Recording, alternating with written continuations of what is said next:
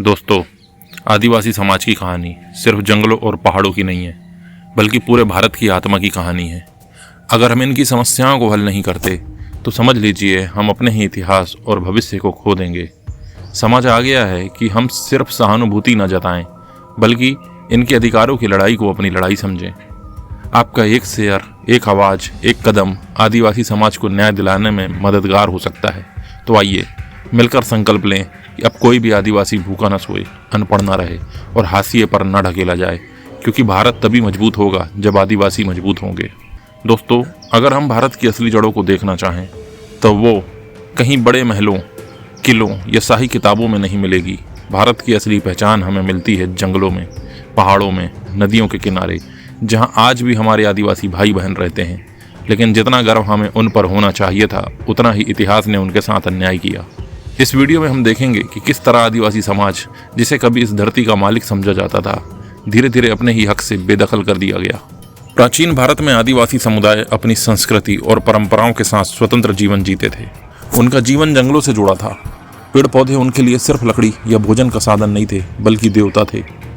धरती उनकी माँ थी, नदियाँ उनकी बहनें थीं और पहाड़ उनके रक्षक। इन समाजों में बराबरी का भाव था। यहाँ जाति पाति जैसी कोई गहरी खाई नहीं थी। महिलाएं खेती, शिकार और सामाजिक निर्णयों में बराबरी से भाग लेती थीं। लेकिन धीरे धीरे जब बड़े बड़े राज्य बने, साम्राज्य बने, तब शासकों ने आदिवासियों की धरती को अपने नियंत्रण में ले लेना शुरू कर दिया। आदिवासी जो अपने जंगलों के मालिक थे, उन्हें धीरे धीरे जंगलियों के रूप में नीचा दिखाया जाने लगा। मध्यकाल आते आते शाही शिकार और जमीन पर कब्जा बढ़ने लगा। राजा महाराजाओं के लिए जंगल सिर्फ शिकारगाह बन गए। हाथी, बाघ, हिरण, मोर, ये सब उनके मनोरंजन के साधन बन गए। लेकिन सोचिए, जिन जानवरों को वो शिकार करते थे, वही आदिवासियों के जीवन का हिस्सा थे। शिकार सिर्फ जानवरों का नहीं था, बल्कि धीरे धीरे आदिवासियों के जीवन का भी शिकार होने लगा। आदिवासियों को कई बार जबरन सेना में शामिल किया गया, तो कई बार कर वसूली के नाम पर उनकी फसलें और अनाज छीन लिए गए। इतिहास में यह साफ दिखता है कि जहाँ जहाँ बड़े बड़े राजवंश फैले, वहाँ आदिवासी अपनी जमीन और हक खोते गए। अगर आदिवासियों पर सबसे ज़्यादा अन्याय किसी दौर में हुआ तो वो था अंग्रेजों का राज। अंग्रेजों ने 1865 से 1878 में जंगल अधिनियम बनाए। इन कानूनों ने आदिवासियों को अपने ही जंगल से बेदखल कर दिया। अब वे जंगल से लकड़ी नहीं काट सकते थे, शिकार नहीं कर सकते थे, यहाँ तक कि अपने पारंपरिक औजारों के लिए लकड़ी भी नहीं ला सकते थे। अंग्रेजों का मकसद साफ था, जंगल से लकड़ी और खनिज निकालकर इंग्लैंड भेजना। इसके लिए उन्होंने आदिवासियों को बेगारी यानी जबरन मजदूरी करने पर मजबूर किया। झारखंड, उड़ीसा और छत्तीसगढ़ में आदिवासी विद्रोह इसी शोषण के खिलाफ हुए। बिरसा मुंडा आंदोलन 1899 से 1900। बिरसा मुंडा ने अंग्रेजों और जमींदारों दोनों के खिलाफ बिगुल फूका। उन्होंने कहा, जंगल, जमीन, जल सब आदिवासियों का है। संथाल विद्रोह 1855 से 1856। संथाल आदिवासियों ने भी अंग्रेजी राज और महाजनी शोषण के खिलाफ हथियार उठा लिए। लेकिन अंग्रेजों ने इन विद्रोहों को बहुत बेरहमी से कुचला। हजारों आदिवासी मारे गए, उनकी बस्तियां जलाई गईं। 1947 में भारत आज़ाद हुआ। संविधान ने आदिवासियों को विशेष अधिकार दिए, अनुसूचित जनजाति की पहचान मिली, आरक्षण मिला, उनकी संस्कृति की रक्षा के वादे किए गए। लेकिन जरा सोचिए, क्या वाकई आदिवासी समाज को उनका हक मिला? आज भी जब किसी बड़े बांध का निर्माण होता है तो सबसे पहले जिस जमीन पर कब्जा किया जाता है वो होती है आदिवासियों की जमीन। झारखंड, छत्तीसगढ़, उड़ीसा और मध्य प्रदेश जैसे राज्यों में खनन कंपनियां आईं। उन्होंने आदिवासियों की जमीन अधिग्रहित करी, वादा किया कि उन्हें रोजगार मिलेगा, मुआवजा मिलेगा। लेकिन क्या हुआ? ज़्यादातर आदिवासी बेघर हो गए, जंगल से कट गए, और ना शहर के हुए और ना गाँव के। आपने सुना होगा, विकास के नाम पर विस्थापन। इस विस्थापन का सबसे बड़ा शिकार आदिवासी हुए। आदिवासी इलाकों में जब सरकार ने उनकी बात नहीं सुनी, जब लगातार शोषण होता रहा, तब वहाँ नक्सलवाद की जड़ जम गई। नक्सलवादी संगठनों ने आदिवासियों को कहा, ये सरकार तुम्हारी नहीं है, ये तो सिर्फ तुम्हारा शोषण करती है। धीरे धीरे हजारों आदिवासी नक्सलवाद में शामिल हो गए। आज हालात ये हैं कि आदिवासी समाज दो पार्टों में पिस रहा है। एक तरफ सरकारी सुरक्षा बल और दूसरी तरफ नक्सलवादी। बीच में फंसा आम आदिवासी ना तो शिक्षा पा रहा है और ना ही स्वास्थ्य और ना ही सही रोजगार। आदिवासियों को आज भी कई जगह जंगली, पिछड़े या असभ्य कहकर देखा जाता है। उनकी भाषा, गीत, नृत्य, त्योहारों को भी कभी मुख्य धारा में जगह नहीं दी गई। यहाँ तक कि स्कूलों में बच्चों को पढ़ाया जाता है तो उनकी मातृभाषा की अनदेखी की जाती है। धीरे धीरे आदिवासी संस्कृति खत्म होने लगी। उनके त्योहार, उनकी कहानियाँ, उनके देवता, सबको हाशिए पर ढकेल दिया गया। दोस्तों, जब हम अत्याचार शब्द बोलते हैं तो दिमाग में पुराना जमाना आता है, लेकिन सच्चाई यह है कि आज भी आदिवासी समाज पर अत्याचार जारी है। गाँव से शहर काम पर आए आदिवासी मजदूरों के साथ भेदभाव, लड़कियों की तस्करी, शराब और नशे की लत फैलाकर उनका जीवन तबाह करना, खनन कंपनियों का उनके गांव और जंगल पर कब्जा, ये सब आज भी चल रहा है। फर्क सिर्फ इतना है कि पहले वह खुलकर होता था, अब यह तथाकथित विकास और आधुनिकता की आड़ में होता है। शिक्षा किसी भी समाज की तरक्की की पहली सीढ़ी होती है, लेकिन आदिवासी इलाकों में शिक्षा का हाल बेहद चिंताजनक है। ज़्यादातर आदिवासी गाँवों में स्कूल ही नहीं है, जहाँ स्कूल हैं भी वहाँ शिक्षक नहीं होते। कई बार एक ही मास्टर पूरी प्राथमिक स्कूल को संभाल रहा होता है। भाषा की समस्या सबसे बड़ी बाधा है। आदिवासी बच्चे अपनी मातृभाषा बोलते हैं, लेकिन स्कूल में हिंदी या अंग्रेजी में पढ़ाई होती है। नतीजा यह होता है कि बच्चा पहले दिन से ही पीछे रह जाता है। कॉलेज और उच्च शिक्षा तो और भी दूर की चीज़ है। गांव से शहर जाने का खर्चा, रहने की दिक्कत, समाज से भेदभाव, ये सब उन्हें रोक देते हैं। इसलिए आज भी आदिवासी समाज का एक बड़ा हिस्सा निरक्षर है, और जो पढ़ भी जाते हैं उनमें से गिने चुने लोग ही प्रतियोगी परीक्षाओं तक पहुँच पाते हैं। आदिवासी इलाकों में अस्पतालों की हालत ऐसी है कि आप सुनकर दंग रह जाएंगे। कई गांवों से नज़दीकी स्वास्थ्य केंद्र 20 से 30 किलोमीटर दूर हैं। एम्बुलेंस तो छोड़िए, सड़कों तक ही सही सुविधा नहीं। डॉक्टरों की भारी कमी है, नर्सें भी पर्याप्त नहीं हैं। कुपोषण और बीमारियां यहाँ आम हैं। झारखंड और मध्य प्रदेश के कई इलाकों में बच्चे सिर्फ इसलिए मर जाते हैं क्योंकि उन्हें दूध और पौष्टिक खाना नहीं मिलता। मलेरिया, डेंगू, टीबी और यहाँ तक कि कालाजार जैसी बीमारियां आदिवासी समाज को आज भी सताती हैं। सरकार ने स्वास्थ्य योजनाएं बनाई, लेकिन जमीनी हकीकत यह है कि योजनाएं अक्सर कागजों तक ही सीमित रह जाती हैं। अब आइए रोजगार की स्थिति पर बात करते हैं। आदिवासी समाज की अर्थव्यवस्था पारंपरिक रूप से खेती, जंगल और पशुपालन पर आधारित थी, लेकिन जंगल अधिनियम और खनन कंपनियों के आने के बाद उनकी जमीन और जंगल उनसे छीन लिए गए। खेती के लिए उनके पास अब उतनी जमीन नहीं है। कई इलाकों में जमीन बंजर हो चुकी है।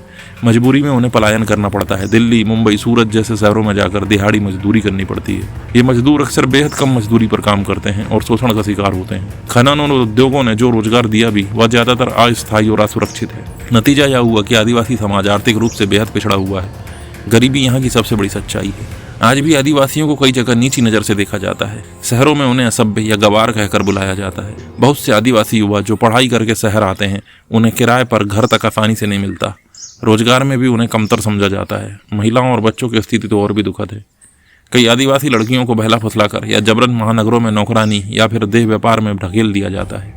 बच्चे कुपोषण और मजबूरी में बचपन से ही मजदूरी करने लगते हैं। दोस्तों, अब बात करते हैं राजनीति की। हर चुनाव में नेता आदिवासी इलाकों में जाते हैं, बड़े बड़े वादे करते हैं। कभी कहते हैं कि सड़कें बनाएंगे, कभी कहते हैं रोजगार देंगे, लेकिन चुनाव जीतने के बाद ज्यादातर वादे हवा में हो जाते हैं। आदिवासी समाज को सिर्फ वोट बैंक की तरह इस्तेमाल किया जाता है। उनकी असली समस्याओं पर गंभीरता से काम नहीं किया जाता।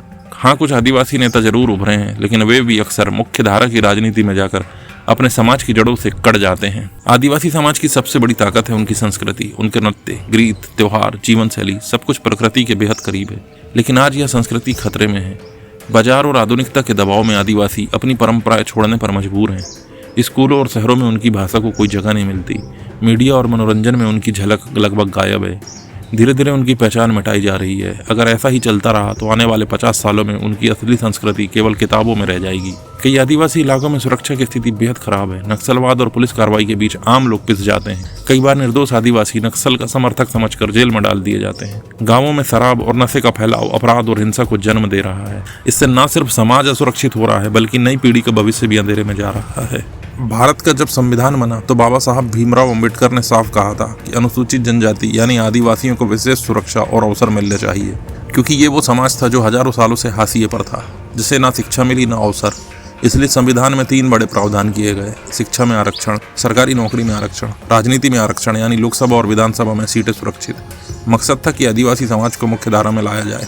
शिक्षा के क्षेत्र में आरक्षण का मकसद था कि आदिवासी बच्चे भी कॉलेज और विश्वविद्यालयों तक पहुँच सकें। शुरुआती दौर में जब कुछ आदिवासी बच्चे कॉलेज गए तो यह उनके लिए एक नया संसार जैसा था। आज कई आदिवासी डॉक्टर, इंजीनियर, प्रोफेसर और अफसर बन पाए हैं। IAS और IPS में भी आदिवासी प्रतिनिधित्व बढ़ा है। लेकिन जमीनी सच यह है कि ये संख्या बहुत सीमित है। भारत के कुल आदिवासी समाज का एक छोटा सा हिस्सा ही इस आरक्षण का लाभ उठा पाया है। गाँवों में आज भी लाखों बच्चे प्राथमिक शिक्षा पूरी नहीं कर पाते। जब आधार ही कमजोर हो तो आरक्षण से मिलने वाला फायदा भी अधूरा रह जाता है। सरकारी नौकरियों में आदिवासियों को 7.5% आरक्षण मिला। इससे कई आदिवासी युवा सरकारी दफ्तरों, रेलवे, पुलिस, बैंक और प्रशासनिक सेवाओं में पहुंचे। इन युवाओं ने अपने परिवार और समाज को बदलने की कोशिश भी की। लेकिन एक सच्चाई और भी है, जो आदिवासी नौकरियों में आए वे ज्यादातर शहरों में बस गए। उनका अगली पीढ़ी से गाँव और जंगल का रिश्ता धीरे धीरे कम हो गया। गाँव के लाखों आदिवासी आज भी बेरोजगारी और गरीबी में जूझ रहे हैं, लेकिन आरक्षण का लाभ उनके पास नहीं पहुंच पा रहा। और जो शहरों में आदिवासी रह रहे हैं वही इसका लाभ ले पा रहे हैं।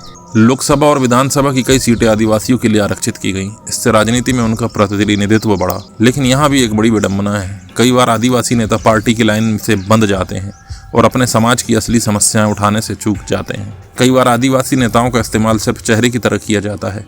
असली फैसले दिल्ली और बड़े नेताओं के हाथ में होते हैं। इसलिए राजनीति में आरक्षण होने के बावजूद आदिवासी समाज को पूरा लाभ नहीं मिल पाया।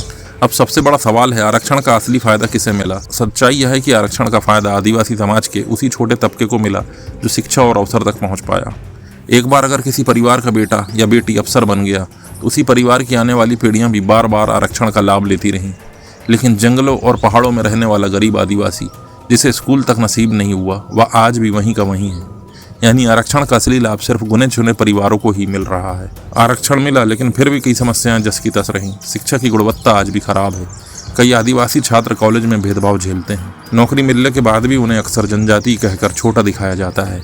कई बार समाज में यह धारणा बनाई जाती है कि ये लोग योग्यता से नहीं बल्कि आरक्षण से आए हैं। यानी आरक्षण ने अवसर तो दिए लेकिन समाज में बराबरी की सोच नहीं बना पाया। अब सबसे बड़ा सवाल है, क्या सिर्फ आरक्षण से आदिवासी समाज की स्थिति सुधर सकती है? जवाब है नहीं, क्योंकि आरक्षण तो बस एक सीढ़ी है, लेकिन उस सीढ़ी तक पहुंचने के लिए रास्ता चाहिए। जब तक गांवों में अच्छे स्कूल नहीं होंगे तब तक बच्चे कॉलेज नहीं पहुंच पाएंगे। जब तक स्वास्थ्य सेवाएं नहीं सुधरेंगी तब तक पढ़ाई करने वाला बच्चा बीमारियों से जूझता रहेगा। जब तक रोजगार नहीं मिलेगा तब तक आरक्षण के बावजूद गरीबी पीछा नहीं छोड़ेगी। यानी आरक्षण तो जरूरी है लेकिन अकेले इससे पूरी तस्वीर नहीं बदलेगी। दोस्तों, आज़ादी को 75 साल से ज़्यादा हो चुके हैं। हमारे संविधान ने आदिवासियों को विशेष अधिकार दिए, उन्हें अनुसूचित जनजाति का दर्जा मिला, उनके लिए आरक्षण का प्रावधान हुआ, जंगलों और ज़मीन पर उनके हक को मान्यता मिली। लेकिन बड़ा सवाल यह है कि आज आदिवासी समाज सच में उस मुकाम पर पहुंच पाया है जहां संविधान निर्माताओं ने सोचा था?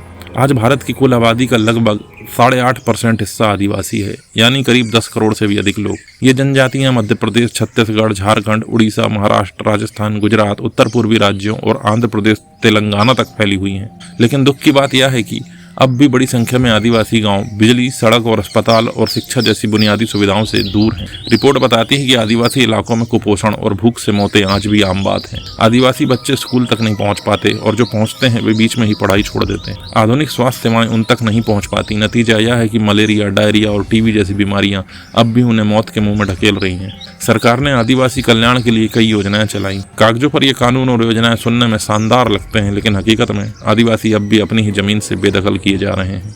कई जगह पर बड़े बड़े उद्योग और खदानें आदिवासी गांवों को उजाड़ रही हैं। योजनाओं का पैसा बिचौलियों और भ्रष्ट अधिकारियों की जेब में चला जाता है। शिक्षा और स्वास्थ्य के नाम पर बने भवन या तो अधूरे रहते हैं या सालों तक बंद पड़े रहते हैं। आदिवासियों के सामने जो मुख्य चुनौतियां हैं वह आप जान लीजिए। विस्थापन, जब डैम बनता है, माइनिंग होती है और फैक्ट्रियों के नाम पर लाखों आदिवासी अपने ही घर से बेदखल कर दिए जाते हैं। संस्कृति का क्षय, आदिवासी भाषा, गीत, नृत्य और परंपराएं धीरे धीरे मिट रही हैं। नशे की समस्या, शराब और नशा आदिवासी समाज के लिए बहुत बड़ी चुनौती बन चुका है। नक्सलवाद का प्रभाव, आदिवासी इलाकों में विकास न पहुंचने की वजह से चरमपंथी संगठन उन्हें गुमराह करते हैं। महिला और बच्चों की स्थिति, बाल विवाह, मानव तस्करी और शोषण अब भी बहुत बड़ा मुद्दा है। आदिवासी समाज के भोले भाले लोगों को बहला फुसलाकर अपने अपने धर्मों में ढकेलना और धर्मांतरण करवाना, यह भी आदिवासी समाज के लिए बहुत बड़ा खतरा है। क्योंकि जब सारे आदिवासी कन्वर्ट हो जाएंगे, अपना धर्म बदल लेंगे, तो फिर आदिवासी समाज बचेगा ही कैसे? इसलिए हर आदिवासी को चाहिए कि कभी भी धर्मांतरण होने से अपने आदिवासी भाइयों को रोके, धर्मांतरण करने वाले लोगों को अपने इलाके में घुसने ही ना दे। हालांकि दोस्तों, तस्वीर पूरी तरह अंधेरी नहीं है। कुछ लोगों को फायदा भी हुआ है। आज कई आदिवासी युवा शिक्षा के जरिए आगे आ रहे हैं। डॉक्टर, इंजीनियर, शिक्षक, यहाँ तक कि प्रशासनिक सेवाओं में भी आदिवासी समाज के बच्चे पहुँच रहे हैं। आदिवासी महिलाओं के समूह अब स्वरोजगार और खेतों में नई राह बना रहे हैं। इंटरनेट और सोशल मीडिया ने आदिवासी युवाओं को अपनी आवाज़ बुलंद करने का मौका दिया है। धीरे धीरे आदिवासी अपनी परंपरा और संस्कृति को भी बचाने के लिए संगठित हो रहे हैं। दोस्तों, अगर सच में हमें आदिवासी समाज को आगे लाना है तो सिर्फ आरक्षण ही काफ़ी नहीं होगा। इसके लिए ठोस कदम उठाने होंगे। शिक्षा को हथियार बनाना होगा। गांव-गांव तक गुणवत्तापूर्ण शिक्षा पहुंचानी होगी। स्वास्थ्य सेवाएं मजबूत करनी होंगी। अस्पताल, दवाइयां और डॉक्टर हर आदिवासी इलाके तक पहुंचाने होंगे।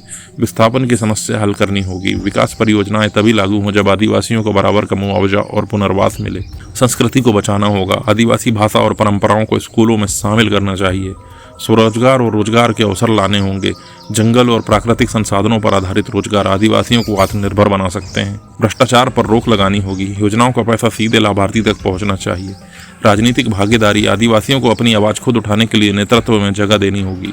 तो दोस्तों, यह लड़ाई सिर्फ आदिवासियों की नहीं है, यह लड़ाई इंसाफ की है, यह लड़ाई समानता की है। आज भी अगर आदिवासी समाज पीछे है तो इसका मतलब है कि भारत पीछे है। आरक्षण ने कुछ दरवाजे खोले हैं, लेकिन अब जरूरत है शिक्षा, रोजगार और जागरूकता की। अगर हम सब मिलकर आदिवासी समाज को उसका असली हक दिलाएं, तभी भारत सच में विकसित भारत बन पाएगा। तो दोस्तों, आवाज़ उठाइए और यह संदेश हर जगह फैलाइए, क्योंकि जब तक आदिवासी आगे नहीं बढ़ेंगे तब तक भारत का विकास अधूरा रहेगा। जय आदिवासी समाज, जय भारत।